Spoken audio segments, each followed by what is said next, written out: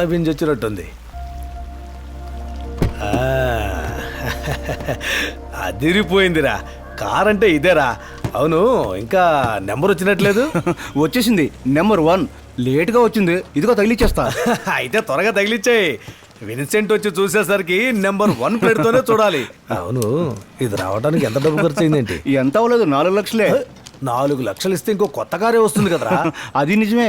మనం వదులుకుంటే ఈ నెంబర్ కోసం 4 కోట్ల రూపాయలైనా ఖర్చు పెట్టడానికి 10 మంది కోటీశ్వరులు సిద్ధంగా ఉన్నారు. అలా చూస్తే ఇది లాభమే కదా. ఏం లాభమో ఏంటో. లోపల చూస్తే పెళ్లి జరిపించడానికి వచ్చిన ఈవెంట్ మేనేజ్మెంట్ వాళ్ళు బాగా ఎక్కిస్తున్నారు. డబ్బులు ఖర్చు పెట్టడం మొదలు పెడితే మంచి నెలలా ఖర్చు పెడతాడు మన విన్సెంట్. అవును. అయ్యో, 2000 మందికి ఫుడ్ చెప్పారు సార్. అది fixed amount sir. Transport company టెక్స్టైల్స్లో పనిచేసే వాళ్ళందరినీ కూడా పిలిచాం, కానీ వాళ్ళు ఇందులో చేర్చలేదు. ఎందుకు చేర్చలేదు? వాళ్ళని చేర్చేయండి. అయితే ఎక్స్ట్రా 800 చొప్పున టెక్స్టైల్స్ 44 మందికి 35,200. Correct sir. విన్సెంట్, మన ట్రాన్స్పోర్ట్ కంపెనీ వాళ్ళని చేర్చావు కదా. డ్రైవర్లు, కండక్టర్లు, వర్క్ షాప్ లో పనిచేసే వాళ్ళు మొత్తం కలిపి 64 మంది ఉంటారు. అయితే 64 × 800 51,200.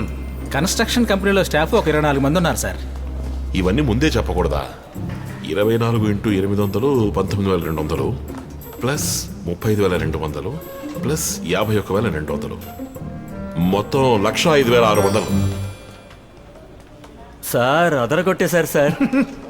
ఆధార కొట్టడానికి ఏం లేదయ్యా. బిజినెస్ అంటూ అన్నాక ఓ నోట్ లెక్క ఉండాలి. ఇక లేవండి.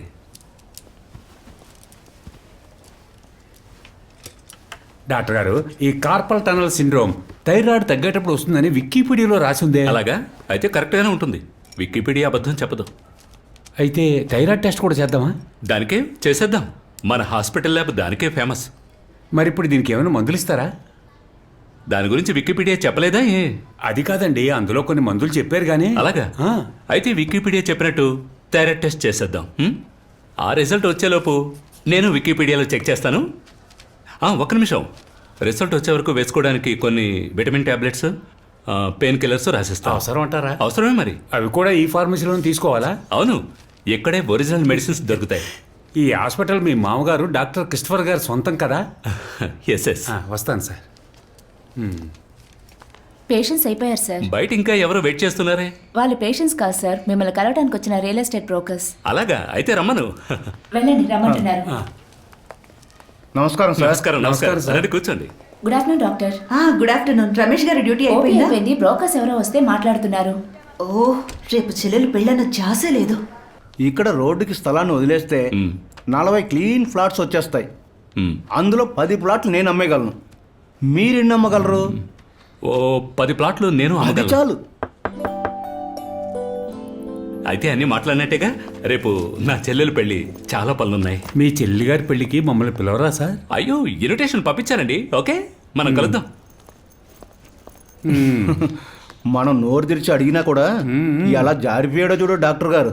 ఏమిటండి, త్వరగా రండి. ఎందుకు టెన్షన్ అవుతావు? అక్కడ నాన్న కుమార్ ఉన్నారు. గొప్పగా చెప్పారు కుమార్ గురించి. అతను ఏ పని సరిగ్గా చేశాడు? నిన్ననగా ఊరికెళ్ళాడు, ఇంతవరకు తిరిగి రాలేదు. మీ తమ్ముడేగా. గొప్ప ఫ్యామిలీ. కోప్పడుకు డియర్. మాటలు కట్టిపెట్టి ముందు బండి తీయండి, లేదంటే మీ ఇంట్లో వాళ్ళందరూ నన్ను ఆడిపోసుకుంటారు.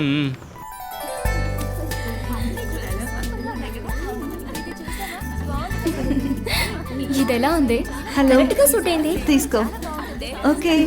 రేపు చర్చించొచ్చాక రిసెప్షన్ కి వేరే డ్రెస్. అది కోయంబత్తూర్లో స్పెషల్ వర్క్ కి ఇచ్చాను. కుమార్ వచ్చేటప్పుడు తీసుకొస్తాడు. నాకేదే నీకు లేకుండారా? లల్లి, ఏంటి? వీడు నోయల్, ఇది నోరా.